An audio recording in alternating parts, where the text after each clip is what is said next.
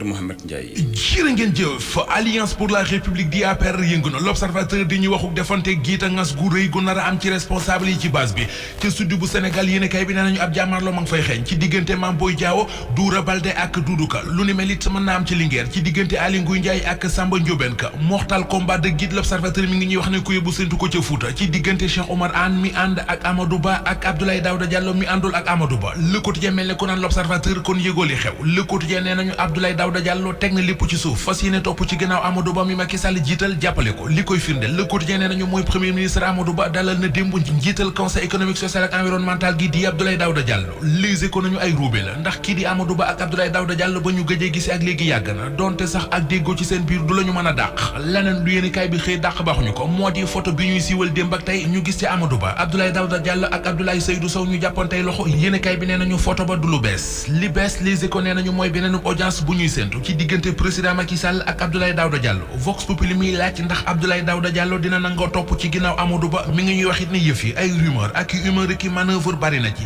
li wér te wóor ci mbir mi bés bi le jour nee nañu mooy Abdoulaye Daouda Diallo ak Amadou Ba waxtaan nañu ñoo nga doon waxtaanee ci hôtel King Fahd Palace te waxtaan wa Racine Sy du ko weddi ndax ma nga woon ca jataay ba am na ñuy wax it ne Mahammed Boun Abdallah Dionne ak Aly Ngouille Ndiaye ñoo ngi na si pexe ngir seet ñoom ñaar nu ñu mën a àndee ba jàmmaarloo ak kii di Amadou Ba front contre Amadou Ba tout sauf Amadou Ba gi ñenn ñi bëgg direct news nee nañu ma ngay taxaw point actu xëy taxaw ci Mahammed Boun Abdallah Dionne ba di ñu wax ne Boun Dionne soobu na ci géew bi candidat la fas yéene doon ci élection présidentielle 2024 yi waaye ak lu mu ci nar ak la mu cay def ca Touba fa la ko nar a njëkk a xamle moom Mahammed Boun Abdallah Dionne point actu mi ngi ñuy wax it ne duel bi dafay wéy diggam ak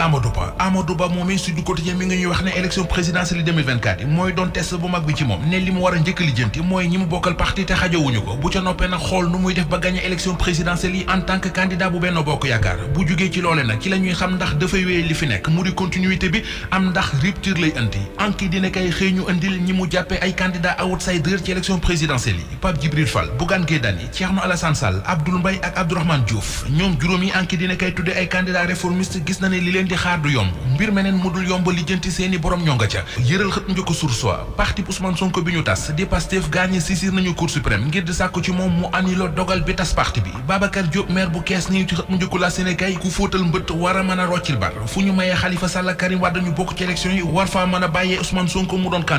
candidat à l'immigration clandestine mu di ñiy mbëkk gaali loo ciy jël géej gi di dem Barça wala Barsaq Libération mi ngi ñu ciy baaxee ay xibaar yu yéeme te doy waar pil yéenekaay bi ci diggante 4 septembre ba 14 septembre Libération nee nañu fukki gaali loo ci ak juróom-ñaar teer nañu ci Espagne te gaal yooyu yëpp ci Sénégal gii fa la ñu jóge ñëwoon ca gaal ya bi ñu leen wàññee mat nañu junni doomi aadama ak juróom-ñaar téeméer ak fukk ak ñaar 1712 passagers am na ñaar fukki jigéen ak juróom yu ca nekkoon am na it fukki mineur ak juróom yu ca nekkoon L'Observateur xëy jël kàddu gi jox ko Mame Cheikh Mbaye mooy président fédération association africaine yi ca îles Canaries ga ca Espagne moom it def na ay révélation yu yéeme ci doomi Afrique yi jël gaal yi di dugg Espagne ak coono ba ñu cay daj Mame Cheikh Mbaye nee na leen daje na ak benn femme bu ko wax ne bi muy ñëw góor yi mu bokkaloon gaal gi dañ ko doon violé ci yoon wi yépp